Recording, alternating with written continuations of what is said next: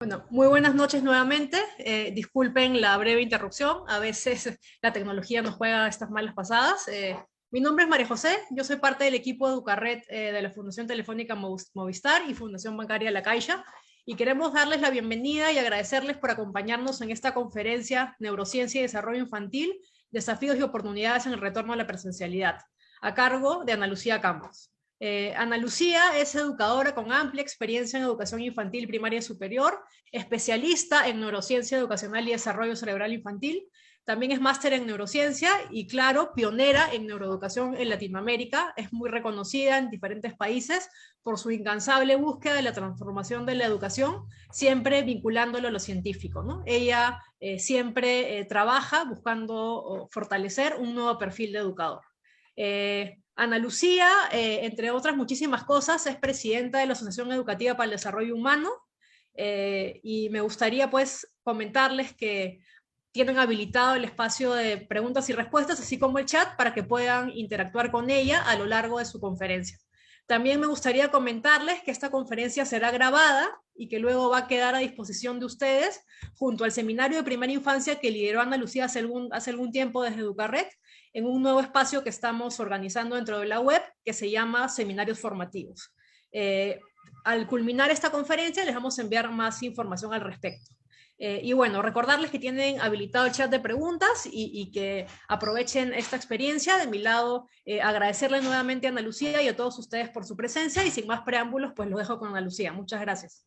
Muchas gracias, María José, a ti, a todo el equipo de la Fundación, de Educarred, de todos ustedes que están por detrás, también el equipo técnico, para hacer posible utilizar esa alternativa para estar cerca a muchos de los educadores, padres de familia que se unirán en la noche de hoy para este pequeño encuentro que vamos a tener con un tema tan importante.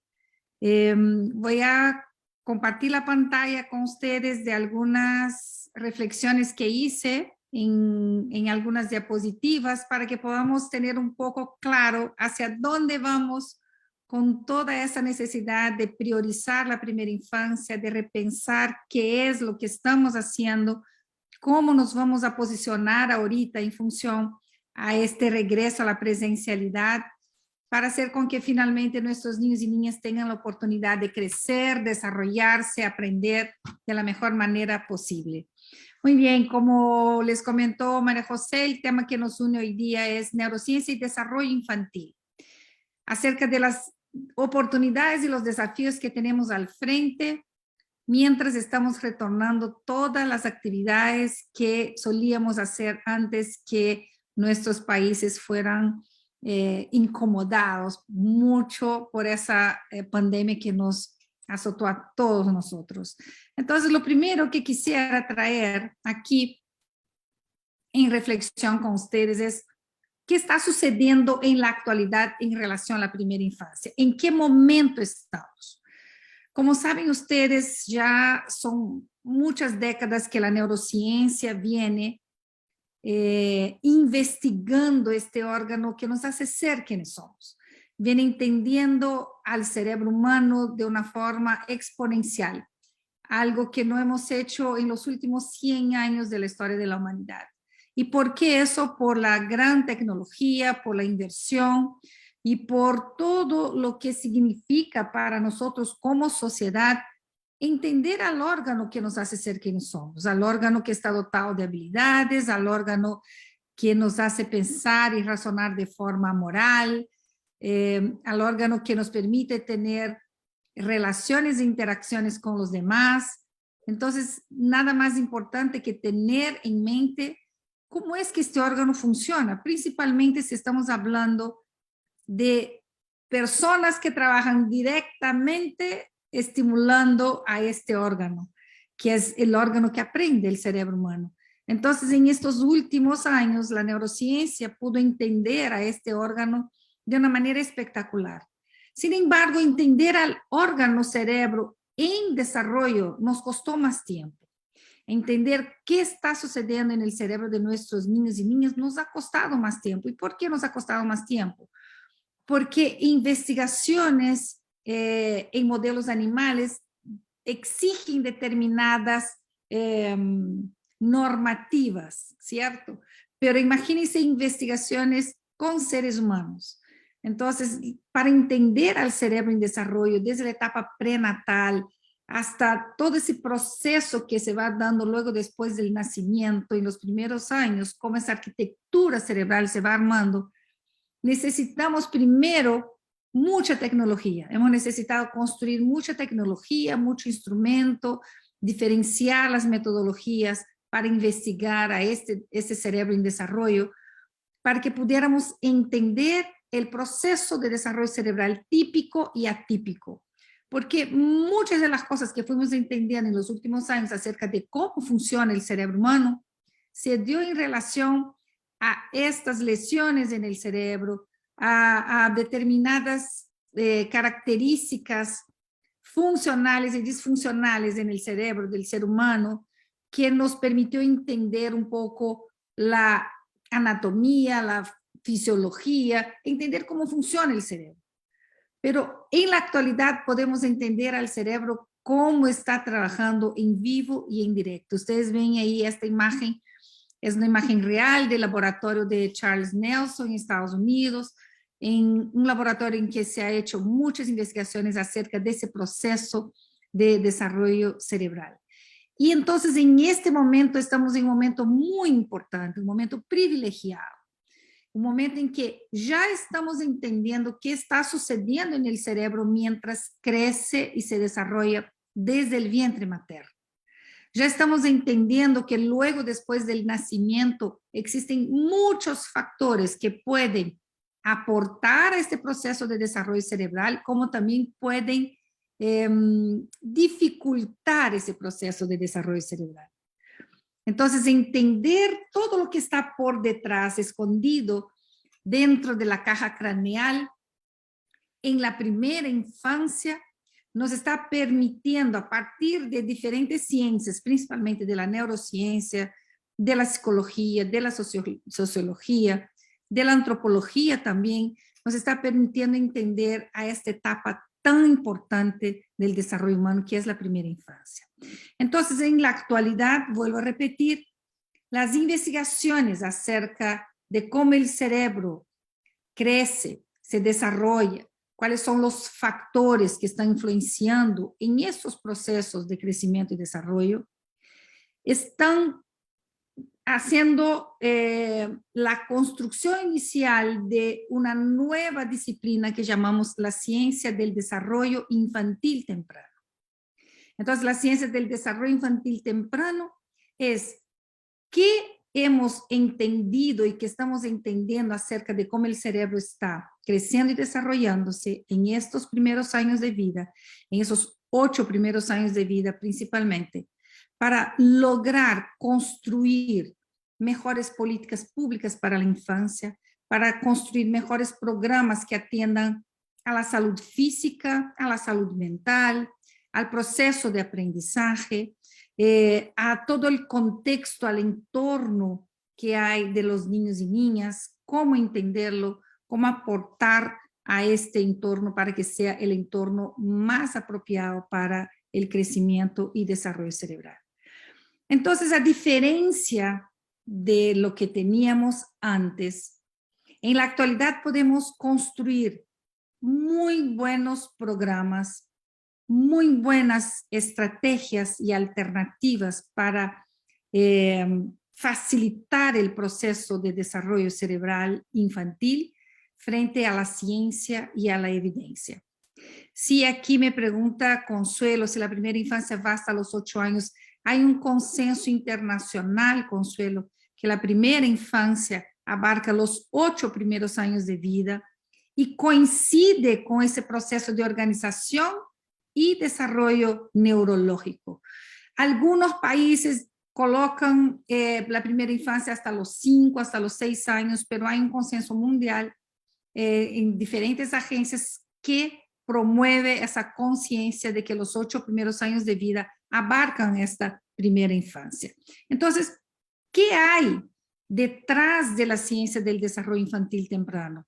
Hay un conjunto sólido de evidencias científicas acerca de cómo se está construyendo el cerebro en los primeros años de vida. Por eso hablamos de la arquitectura cerebral. ¿Qué está promoviendo la construcción del cerebro? ¿Qué es lo que podría alterar esa construcción? ¿Cómo es que esa construcción empieza en el vientre materno? ¿Cuáles son los factores que están influenciando desde el vientre materno ese proceso de desarrollo cerebral? Entonces, en la actualidad, tenemos nosotros la necesidad de modificar un poco la forma en que estamos construyendo los programas para la primera infancia, la forma en que estamos encarando la responsabilidad frente a la política pública educativa para la primera infancia y principalmente reflexionar acerca de cómo es la formación de los profesionales que están trabajando directamente con la primera infancia. Ya a partir de toda esa evidencia científica, sabemos que la primera infancia es una etapa del proceso de desarrollo cerebral de vital importancia para todo el proceso de desarrollo humano.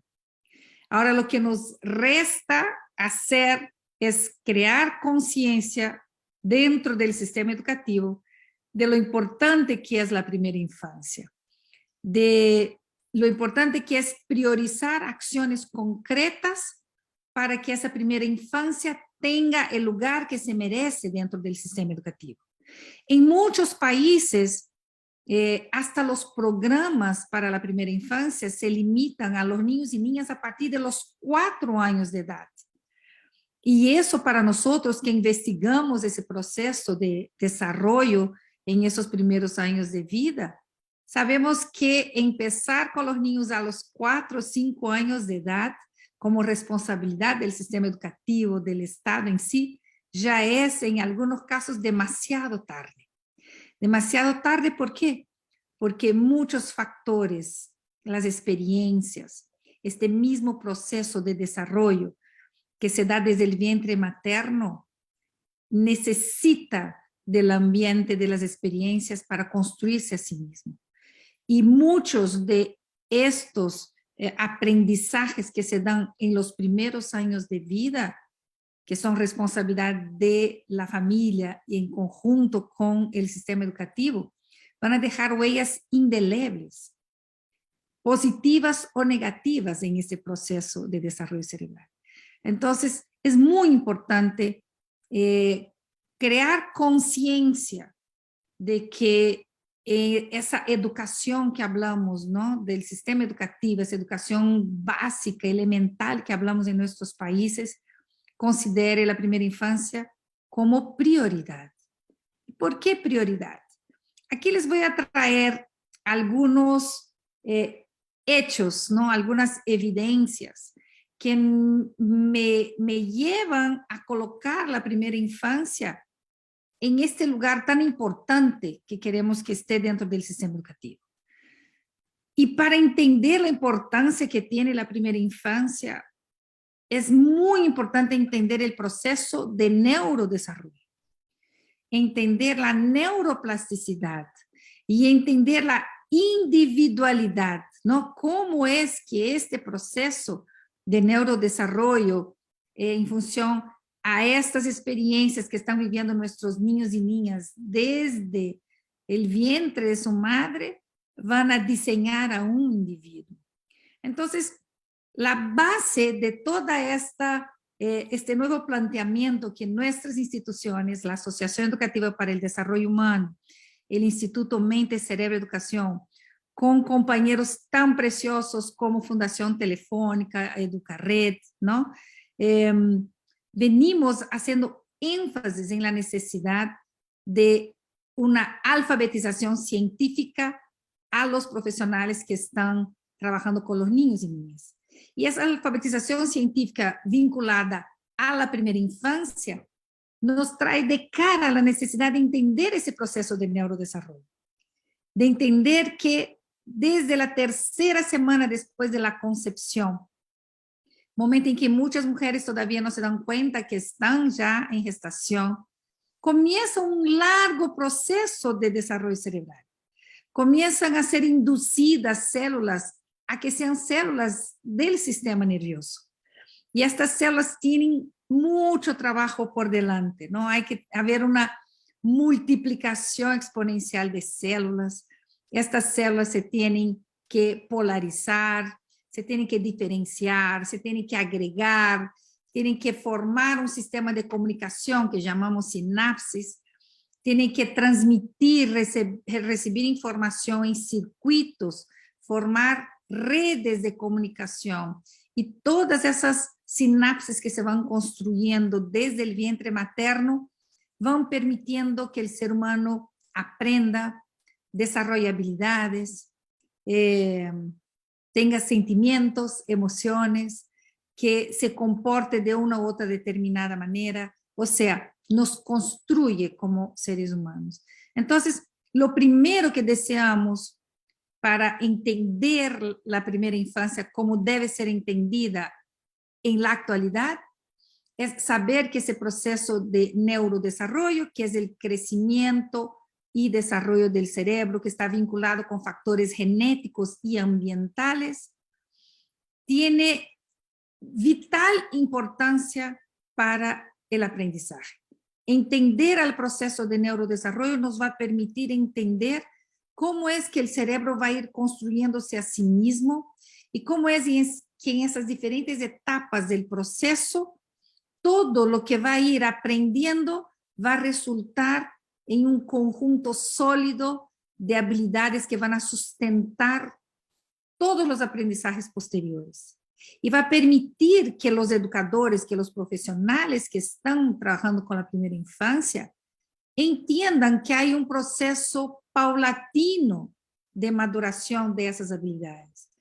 Por ello voy a lograr construir mejores estrategias, mejores programas de atención y educación para la infancia, porque estoy entendiendo eso que les pongo acá en esta imagen. Estoy entendiendo que ese proceso de neurodesarrollo es gradual, ¿no? Que a partir del nacimiento, y miren acá, a los 5 años de edad, tenemos un crecimiento del cerebro a un 92%. El desarrollo del cerebro se va a dar durante muchos años más, ¿no? Vamos a tener muchas más posibilidades de desarrollar nuestro cerebro, por lo menos hasta los 24 años de vida.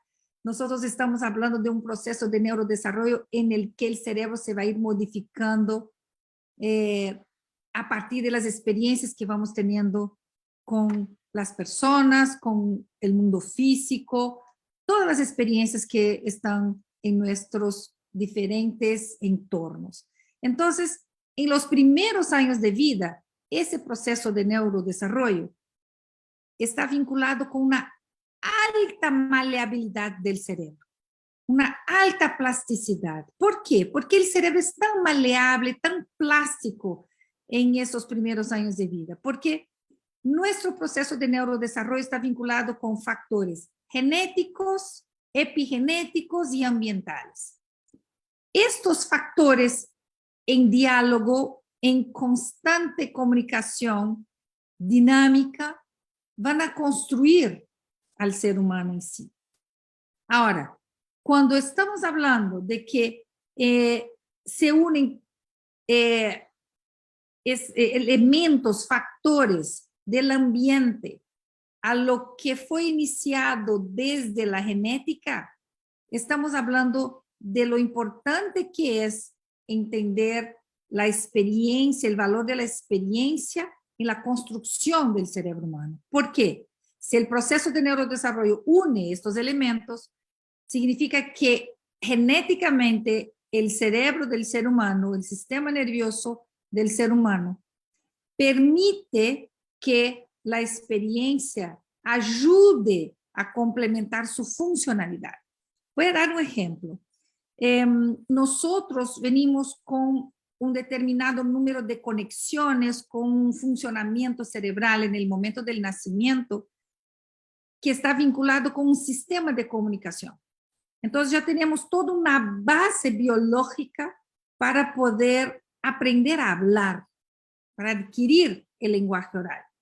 Sin embargo, el sistema nervioso, el cerebro en sí, va a necesitar la experiencia que tenga este individuo con los adultos y con las personas de su entorno, toda la experiencia auditiva vinculada con el lenguaje oral, que va a hacer con que este sistema de comunicación, que ya tiene una base genética, logre ser funcional.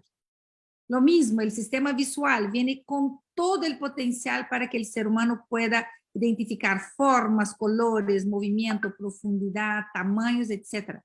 Pero solamente va a ser funcional cuando esta base biológica genética recibe de la experiencia que viven los bebés el estímulo, el abrir los ojos, el estímulo de la luz, y ese sistema visual pasa a ser funcional. Entonces, entender que el cerebro crece y se desarrolla de una forma que nunca más se va a dar en la primera infancia, en otra etapa, que el cerebro es muy maleable, muy plástico, se deja modificar por las experiencias, y que las experiencias que vivimos nosotros en nuestro entorno familiar, en nuestro entorno social, va a matizar este proceso de desarrollo cerebral.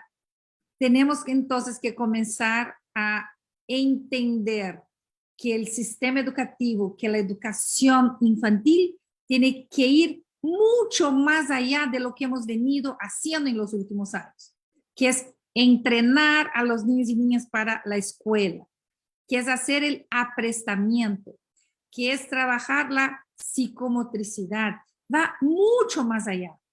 Los educadores de la primera infancia son ahora como escultores, porque están trabajando experiencias, proyectando, construyendo experiencias que van a influenciar directamente en el proceso de neurodesarrollo. Van a influenciar en cómo el cerebro crece y se desarrolla. Entonces, es de vital importancia para innovar y mejorar los programas para la infancia, entender qué está sucediendo en este proceso de neurodesarrollo. Y por ello es muy importante entender que frente a esa apertura, ¿no? que nuestro sistema nervioso, que a la genética le da a las experiencias, para que ese proceso de construcción, ¿no? del cerebro humano sea influenciado por la experiencia, es muy, muy importante entender que durante este proceso de neurodesarrollo existen dos periodos que hablamos muchísimo, los periodos críticos y los periodos sensibles, ¿no? El periodo crítico está relacionado con experiencias internas dentro del mismo sistema y externas que vienen desde la influencia del vientre materno, que van a hacer con que este proceso de neurodesarrollo avance en el tiempo correcto que tiene que avanzar. No se puede variar. Son periodos en que todo importa. Por ejemplo, en el comienzo del proceso de neurodesarrollo es necesaria la multiplicación celular de las células principales del sistema, que son las neuronas. Entonces, la neurogénesis tiene que darse en determinada etapa. Las sinapsis comienzan a construirse luego enseguida. Estas células van a migrar. Entonces, todo eso está programado, tiene un tiempo. Entonces, no debe suceder nada en este periodo que altere el proceso. Y ahí les voy a dar un ejemplo, ¿no? Determinadas medicaciones que las mamás en gestación toman, entran a dialogar, porque la placenta, por más que protege, deja pasar moléculas, y pueden modificar ese proceso. Enfermedades como la rubeola, ¿no? Que en ese momento crítico del neurodesarrollo puede ser alterado por una experiencia. Ahora, los periodos sensibles son los periodos en que el cerebro se está construyendo y necesita de las experiencias para ser funcional. Entonces, él está altamente sensible. Aquí ustedes están viendo dos ejes, ¿no? El eje horizontal es la edad del individuo, el vertical es el grado de sensibilidad que tiene el cerebro, o sea, la cantidad de sinapsis que ese cerebro está haciendo en función de las experiencias que le generan los estímulos para que él construya determinadas funciones. Entonces, ustedes se están dando cuenta acá en este gráfico que antes de los 4 años de edad, que aquí vemos el punto cero es el nacimiento, acá hay una línea discontinua marcando los 4 añitos de edad, y ustedes se están dando cuenta acá cómo el cerebro está altamente sensible a las experiencias. Lo que les dije, él viene, si ustedes jalan aquí, por ejemplo, la línea azul más oscura que tiene que ver con el lenguaje oral, si ustedes jalan hacia el supuesto inicio de esa curva que estamos viendo, estamos hablando de vientre materno. Estamos hablando que en el vientre materno empieza todo un número de conexiones entre las células que va a permitir luego que este individuo desarrolle el lenguaje oral. Solo que luego, después del nacimiento, ese individuo necesita mucha experiencia en su entorno para que este lenguaje oral se desarrolle. Entonces, miren cómo es importante entender que en la construcción del cerebro en la primera infancia, no son solamente los factores genéticos que los definen a los niños y las niñas, como pensábamos antes, ¿no? La genética determinaba. No, es el encuentro de esos factores genéticos con las experiencias del ambiente, de los entornos, con las demás personas, que van a unirse y van a construir al cerebro humano. Y aquí llamo la atención para lo siguiente. Existe una alta maleabilidad, una alta plasticidad del cerebro para esas funciones que ustedes están viendo acá, que lamentablemente están en inglés. O sea, el cerebro está altamente sensible y necesita experiencias que tengan que ver con ¿qué? Con la noción de número, para que se den cuenta, el cerebro matemático se despierta luego que el niño nace. Entonces, somos potencialmente matemáticos. Lo que pasa es que el sistema educativo y los profesores y los estudiantes crearon un tabú con relación a la matemática, pero el cerebro del ser humano desde el nacimiento ya está haciendo operaciones matemáticas, ¿no? Entonces, es muy sensible para los números, para las habilidades sociales, ¿no? Para las interacciones sociales, para el lenguaje oral, para el símbolo, para las emociones, para los sistemas sensoriales como la visión, la audición. Entonces, miren cómo al entender el educador de la primera infancia, los que hacen los programas para la primera infancia, lo que hacen los políticos que hacen las políticas públicas para la infancia, al entender este gráfico por lo menos, se van a dar cuenta que las experiencias en esos 4 primeros años de vida tienen que ser en cantidad y en calidad adecuada, porque el cerebro las necesita para construirse a sí mismo. Entonces, en función a esto, nos viene una gran preocupación. ¿Y cuál es la preocupación? ¿Qué ha pasado con nuestros niños y niñas en esos últimos 2 años? ¿No? ¿Qué es lo que ellos vivieron? ¿Cuántos niños y niñas nacieron?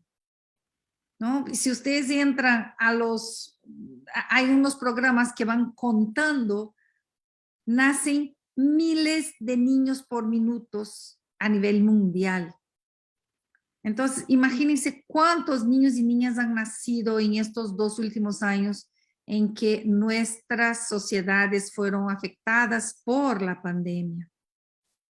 Si ya nos faltaba acciones concretas, trabajar en función a la evidencia científica para que los programas de la primera infancia alcanzaran la calidad que tiene que tener para que el proceso de neurodesarrollo infantil sea óptimo. Imagínense ahora que los niños y niñas estuvieron bajo circunstancias totalmente diferenciadas. Y aquí les pongo algunas preguntas para que reflexionemos sobre esto, ¿no? ¿Qué experiencias vivieron esos niños? ¿Qué privaciones tuvieron? ¿No? Sabemos que muchos de nuestros niños y niñas de entre 2 y 3 años no entendieron nada cuando no pudieron más salir, estar afuera, en el parque, con sus amigos, ¿no? Su cerebro no les alcanzó justificar el porqué de este lockdown que hemos vivido en nuestros países. Entonces, miren en qué momento sensible estamos nosotros cuando hablamos de la primera infancia, de la atención de la educación infantil. Si muchos de nuestros programas para la infancia no consideraban este proceso, muchos de los profesionales no conocían a ese proceso de desarrollo infantil desde la ciencia, desde la evidencia científica, y hemos dejado de construir acciones mucho más eficaces, eficientes para los niños. Imagínense ahorita cómo estamos, ¿no? ¿Y por qué digo eso? Perdón por una reflexión tan cruda, ¿no? Porque los vemos en las evaluaciones censales. Cuando se evalúan los niños en el segundo grado, ¿no? A los 8 años de edad, con relación a las habilidades que tiene, se notan que esas habilidades todavía no están construidas. Se nota que este niño o niña no tiene la comprensión lectora que podría tener a los 8 años de edad. ¿Y por qué no? Porque hubo todo un proceso anterior, todo lo que viene antes de leer y comprender, que no fue bien trabajado a tal punto que esta habilidad, esta competencia lectora se desarrollara. Entonces, todo está vinculado, ¿no? Lo que hago, dejo de hacer en esos primeros años de vida, los voy a observar posteriormente. Entonces, millones de niños y niñas nacieron en esos 2 últimos años. Entonces, tenemos mucho que ponernos al día, porque esos niños dejaron de vivir en un entorno social y de tener las experiencias que deberían tener a nivel macro. Tuvieron oportunidades, sí, papá y mamá en la casa con ellos. ¿Se acuerdan que les enseñé que en esos 4 primeros años de vida la responsabilidad del padre y la madre es mucho más fuerte que la del educador? Entonces, ahí tenían los niños una oportunidad tremenda de tener los papás al frente. Pero ¿será que los papás aprovecharon esa oportunidad para desarrollar el lenguaje oral? Aquí hay una pregunta muy interesante. ¿Recomendaría que haya una preparación para los padres? Por supuesto que sí. Nosotros en nuestra institución tenemos un programa que se llama PROFAM, Programa de Orientación y Formación para la Familia. Trabajamos en diferentes países y lo que hacemos es construir con los papás esta visión del neurodesarrollo de sus hijos, no solo en la infancia, sino hasta la adolescencia. Porque al entender este proceso, a entender cómo funciona el cerebro humano, entendemos mejor los comportamientos, entendemos mejor cómo lidiar con esos comportamientos, cómo estimular el proceso de desarrollo. Y sí, respondiendo a Carla, los papás pueden potenciar este proceso de desarrollo cerebral. ¿Y cómo lo deben hacer? En primer lugar, entendiendo que el desarrollo del cerebro de sus hijos está vinculado con las experiencias que viven los hijos, con los patrones de crianza que hay en la casa, no solo con la genética. La genética no hizo su trabajo y todo va a seguir adelante. No, ella comenzó el trabajo, pero las experiencias van a ir construyendo al ser humano. Entonces, los papás tienen que empezar pensando en esto. No basta ponerlos en el mundo, ¿no? Hay que trabajar para que ese desarrollo cerebral se dé de la mejor forma posible. Entonces, aquí Pregunta también Consuelo, ¿las emociones de la madre, la depresión, la tristeza, puede influenciar en ese proceso de desarrollo infantil? Sí, desde el vientre materno, porque las emociones de qué son construidas, de moléculas. Las moléculas de las emociones de la mamá pasan por la placenta, dialogan con ese proceso de desarrollo cerebral. Entonces, el aspecto social y emocional cada vez está siendo más entendido en las investigaciones. Antes pensábamos que teníamos que avanzar en el proceso de neurodesarrollo para aprender habilidades socioemocionales y ahora ya sabemos que no es así, que los comportamientos y las emociones, no todo lo que es social y emocional está influenciando en el proceso de neurodesarrollo. Entonces, mis queridos, hay muchas cosas que la ciencia está demostrando, que se está construyendo en función a la ciencia del desarrollo infantil temprano.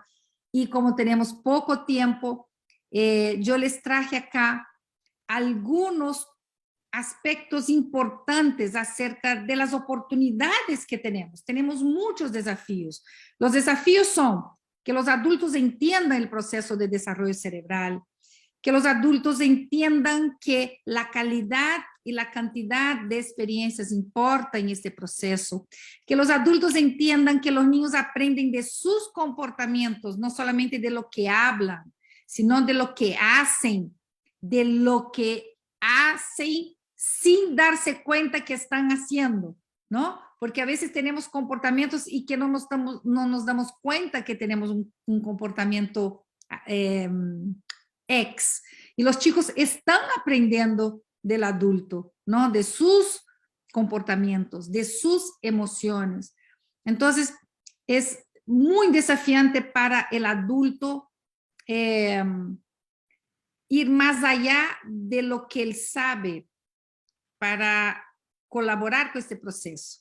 El adulto tiene que transformar su comportamiento, transformar su lenguaje, transformar la forma que se relaciona con los niños y niñas para aportar de una forma exponencial a ese proceso de neurodesarrollo.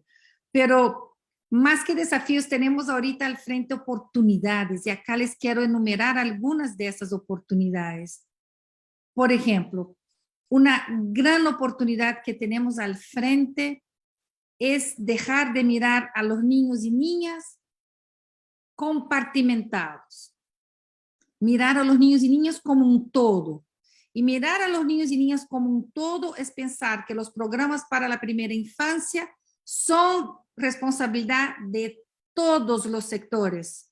Educación, salud, protección de todos los sectores. La primera infancia es responsabilidad de todos, porque cuando todos unidos atendemos a la primera infancia, hacemos un programa para la primera infancia basado en evidencia científica, este individuo va a crecer de una forma diferenciada, va a crecer con habilidades, con conocimientos, pero va a crecer con mejor salud, va a crecer en un entorno protector, ¿me captan? Y van a vincularse determinados factores que van a permitir que este individuo, años después, sea el capital humano y la inversión más espectacular que un gobierno puede hacer por su país, que es la inversión en la educación de la primera infancia,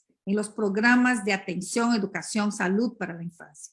Por eso que James Heckman, en su fórmula, que él demuestra que los programas para la primera infancia no son gastos, sino inversión, él muestra que un buen programa para la infancia, en cada dólar invertido, los países pueden tener de retorno de 7 a 17 dólares. ¿Y por qué? Por esos factores que les muestro acá, ¿no? Hay un movimiento mundial hablando sobre el cuidado sensible y cariñoso de los niños y niñas que apuntan aquí las columnas, ¿no? Que no pueden dejar de ser construidas en los programas para la infancia, que tengan aprendizajes tempranos, que tengan seguridad y protección en su entorno, que tengan una buena salud, ¿no? Que tenga interacciones adecuadas y saludables, que tengan cuidado responsable por parte de un adulto. Entonces, aquí estamos mirando al niño como un todo. Y por otro lado, en el otro diagrama, yo aquí les pongo mirar al niño desde las 6 dimensiones que nos construyen como seres humanos, ¿no? Yo no soy solamente cognición, yo no soy solamente físico, motor, y lamentablemente muchos programas para la primera infancia aún están enfocándose solamente en el desarrollo de la motricidad fina y la motricidad gruesa, en el desarrollo de habilidades cognitivas en el mundo del aprestamiento, de la preparación para la escuela. Y ya sabemos que la evidencia científica nos muestra que nosotros somos conformados por 6 dimensiones: social, emocional, moral, cognitiva, física, sensorial. Y estas 6 dimensiones atendidas en los programas para la primera infancia van a promover un proceso de neurodesarrollo óptimo.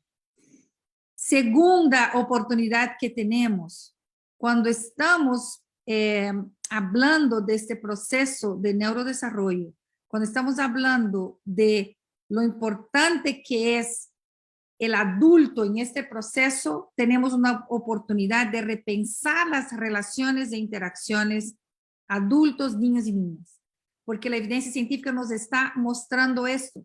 El cerebro de un bebé nace con la necesidad de vincularse afectivamente con un cerebro desarrollado, o sea, el bebé con un adulto que lo introduzca a este nuevo mundo, que le dé todos los insumos para que él pueda crecer y desarrollarse.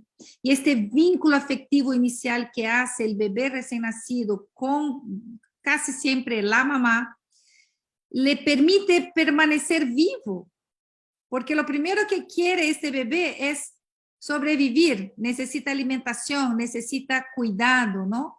Pero luego este vínculo afectivo construido ahí en primer lugar, con la madre, con el padre, con la familia, es la plataforma de despegue para las relaciones e interacciones vinculares que se van a construir el resto de la vida, y principalmente en la primera infancia.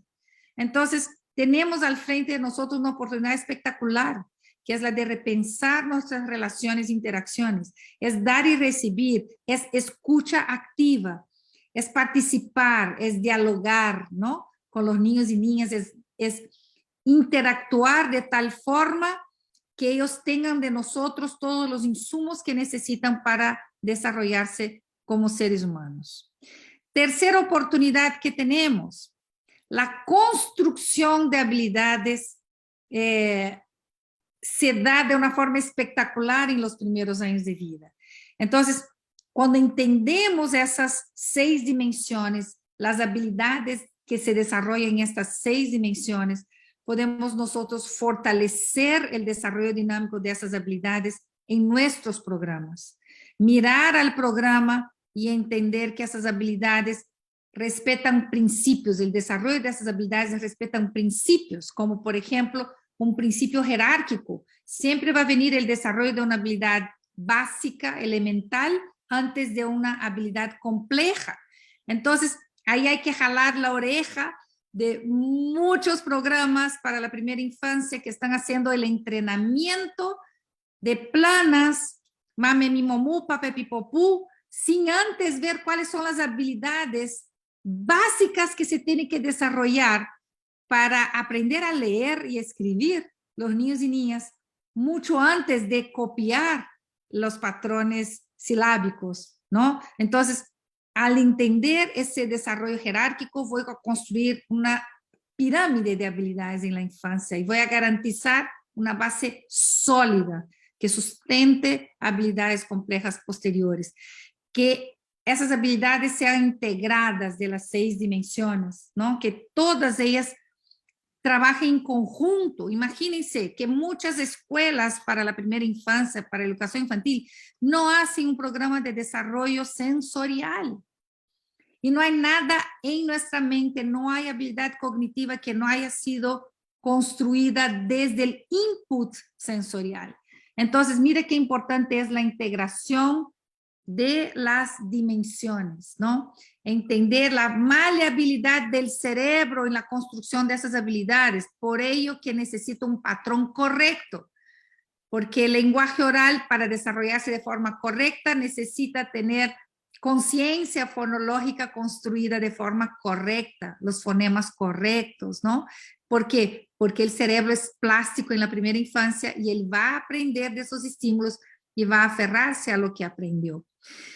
Considerar la especificidad contextual e individual, o sea, por más que planificamos actividades en conjunto con nuestros niños y niñas, el individuo está desarrollándose, entonces hay que tener una mirada a este individuo que se está desarrollando y saber que la cultura va a influenciar ese proceso de aprendizaje. Y el juego como elemento principal en este proceso de desarrollo de habilidades. Cuarta oportunidad, estar atentos al entorno, ahora más que nunca. Como nuestros niños y niñas estuvieron privados de estar en entornos sociales donde aprendían de los demás, donde había esa interacción y esta relación diádica, afectiva, más ahora urge en estar atentos al entorno, saber que este entorno necesita desde lo micro a lo macro. Lo micro necesita oportunidad de vivir experiencias para que el neurodesarrollo se construya. Y el macro, que este niño y niña necesita estar protegido por políticas públicas que garanticen su desarrollo y que garanticen su educación, su salud, su protección, ¿no? Entonces, estar atentos a estos entornos ahora es muy relevante, porque muchos de nuestros niños y niñas en estos 2 últimos años han sufrido mucho en sus entornos familiares, han sufrido diferentes tipos de abuso, violencia física, violencia verbal, violencia de tipo sexual. Entonces ahorita es momento de unirnos y de hacer con que los entornos de estos niños y niñas sean de la mejor calidad posible. Y si estamos atentos al entorno, vamos a la otra oportunidad que tenemos, que es estar atentos a reducir el estrés tóxico que hay en determinadas experiencias que viven los niños. Encontrar los estresores negativos y reducirlos en la familia y en la escuela, en el entorno de nuestros niños. Pero aclarando, eso nos daría tema para otra charla, aclarando que no todo estrés es malo, ¿no? El estrés es una forma que el sistema nervioso encuentra de responder a los desafíos. Él activa este nivel de estrés, pero hay un tipo de estrés que es muy negativo para el proceso de desarrollo infantil, que es el estrés tóxico. Y ese estrés tóxico puede modificar por completo cómo se conectan determinadas neuronas, cómo estos circuitos van a funcionar y van de alguna forma van a alterar todo un proceso posterior potencial que tenía un niño para ser un niño feliz, alegre, saludable, que puede ser alterado por el estrés tóxico en los primeros años de vida. Entonces, muy, muy importante estar atentos a que voy a recalcar algo.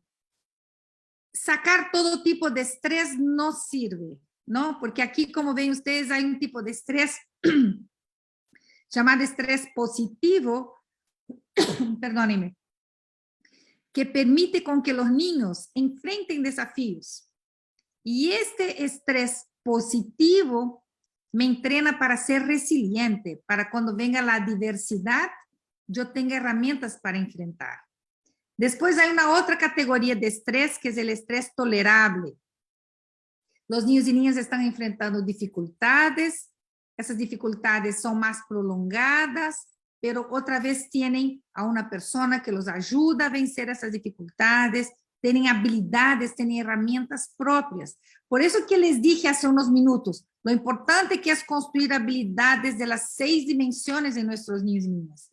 Porque cuando construimos habilidades, por ejemplo, sociales, emocionales, esos niños y niñas tienen más herramientas para enfrentar situaciones cuando están amenazados, ¿no? Por un determinado tipo de estrés. Y ahora, Tatiana, sí, el estrés tóxico, que es el estrés que debemos evitar al máximo en la vida de nuestros niños y niñas, es un estrés que puede hasta modificar el desarrollo del cerebro. Hay investigaciones con los niños de Rumania que mostraron cómo es que estos niños no lograron caminar, no lograron hablar, tener las habilidades que deberían tener, porque la negligencia que sufrieron, la deprivación de estímulos ahí en esos orfanatos, generaban al sistema nervioso, al cerebrito de esos niños y niñas, un tipo de estrés llamado estrés tóxico. Y eso alteró de una forma muy significativa el proceso de desarrollo cerebral. Entonces, por favor, miremos los entornos, miremos las experiencias, encontremos a los estresores, a ese estrés tóxico que puede modificar el proceso de desarrollo infantil e intentemos eliminarlo del entorno de nuestros niños. Por eso, cuidado con el uso equivocado de videojuegos, ¿no? En relación a tiempo, en relación a estímulos, a la carga, para que eso también no genere un nivel más alto de estrés que debería estar en nuestros niños y niñas. Sexta oportunidad, que esa es condición sine qua non para mover a nuestros niños y niñas a un proceso de desarrollo óptimo. Estar atentos al desarrollo del lenguaje oral. El lenguaje oral es una de las habilidades del ser humano que más dialoga con todas las otras habilidades. Tiene que ver con el desarrollo social, con el desarrollo emocional, con el desarrollo cognitivo. Y lo más increíble es que el sistema educativo espera que los niños en primer, segundo grado estén leyendo y comprendiendo lo que leen. ¿Y qué dicen las investigaciones? Que los mejores lectores, los niños y niñas que tienen competencia lectora, son aquellos que tuvieron mejor lenguaje oral en los primeros años de vida. Solo esta lámina nos da 4 horas para hablar. O sea, ¿qué tenemos que hacer? Tenemos que hacer muchas cosas para que el proceso de desarrollo del lenguaje oral ocurra en los primeros años de vida. Y es darle oportunidad para hablar, para escucharlos. Pedir, por favor, ya dejen de cantar la lechuza, hace todos calladitos, dejen que los niños hablen. Construyan con los niños las habilidades del lenguaje oral, porque como ven ustedes aquí, las investigaciones muestran que si los niños a los 6 años llegan con una deficiencia en el desarrollo de su lenguaje oral, esto va a afectar al proceso de aprendizaje de la lectura, va a afectar a las habilidades lectoras, de comprensión lectora, por ejemplo, y esta brecha, la tendencia es abrir y no cerrar. Entonces, una gran oportunidad que tienen los educadores, menos hojitas y más actividades para el desarrollo del lenguaje oral. Séptima oportunidad, desarrollo de habilidades socioemocionales. Traer al aula, traer a tu programación, a tu planificación, el aprendizaje y desarrollo socioemocional. ¿Por qué? Ya hay evidencia suficiente que demuestra que aprender y desarrollar habilidades sociales y emocionales en los entornos educativos impactan en el ser humano, impactan en las relaciones entre ellos, impactan hasta en el aprendizaje, hasta en el desempeño académico. Entonces, aquí es un movimiento a favor de que los niños y niñas también entiendan su mundo emocional, aprendan acerca de sus emociones. A mí me gusta mucho este ejemplo real de un proyecto que instalamos en una escuela para el aprendizaje y desarrollo socioemocional, un niñito en el aula de 3 añitos, hablando acerca de sus emociones, qué situaciones le hace sentir de una forma u otra, y la profesora, si se dan cuenta al costado, está apuntando lo que el niño dice ¿no? ¿Qué es lo que él entiende acerca de una emoción tan compleja como celos? ¿No? Entonces, miren cómo ellos pueden no decir a forma de taxonomía, ¿no? ¿Qué es celos? Sino qué es lo que están sintiendo, cómo los celos hacen con que su cuerpo y su mente se modifican. Entonces, miren qué es real, podemos construirlo desde los primeros años de vida. By the way, por si acaso, este niñito que ven ahí es mi hijito, que tuve la suerte de tener por lo menos uno de mis 3 hijos asistiendo a un proyecto, al proyecto educativo que dirigía yo en una escuela que tuve allá en el Perú. Octava oportunidad que tenemos al frente, la mirada al individuo, ¿ya? Ahorita muchos de nuestros niños y niñas que vuelven al aula, vuelven con comportamientos diferenciados, vuelven más ansiosos, ¿no? Hoy día estábamos con más de 100 psicólogas en un curso de formación que estamos dando a los colegios de Innova Schools, y hablábamos acerca de cuán notorias son las conductas de los niños y niñas tan diferentes desde antes y después de la pandemia, ¿no? Pero aquí yo quiero ir más allá de lo diferente que están las conductas. Aquí quiero ir a la diversidad y a la neurodiversidad, o sea, a niños y niñas que tienen el proceso de neurodesarrollo atípico, ¿no? Que tienen algún trastorno, que tienen situaciones familiares atípicas. Entonces, ¿qué es lo que necesitamos? ¿Qué oportunidad tenemos nosotros al frente? De entender lo que les pongo acá, frente a lo que la ciencia viene entendiendo del individuo, ser diferente es normal. Entonces, quiero pedirles a ustedes, cambiemos nuestro vocabulario, cambiemos la forma de ver a la neurodiversidad en nuestras aulas. Yo me quedé muy triste en una oportunidad que una profesora me dijo, yo tengo 23 alumnos y 2 Downs. O sea, tengo 20 y tantos alumnos y 2 son Downs. O sea, no son alumnos, no son estudiantes, ya lo califican por su síndrome. Entonces, cuidado, ¿no? El cerebro es tan plástico en la infancia que si ustedes hacen un trabajo excepcional mirando a este individuo, ustedes también van a lograr colaborar con su proceso de neurodesarrollo. Y para ir cerrando, ¿qué herramientas tenemos en nuestra mano? El juego. Mucha gente me dice, Ana Lucía, ¿cómo hago neuroeducación? ¿Qué tengo que hacer? ¿Qué tengo que utilizar? ¿No? Y yo digo, utilicen el juego. El juego es el eje central de las experiencias del ser humano, desde la infancia hasta la adultez. En mi casa, con mis hijos, hasta ahora, jugamos, ¿no? ¿Por qué? Porque el juego es parte del proceso de desarrollo del ser humano, ¿no? Tiene una connotación biológica. Entonces, utilicen el juego. El juego puede abarcar habilidades de todas las dimensiones. El juego puede construir esas habilidades. Entonces, no dejen de plantear el juego como su metodología básica en la infancia.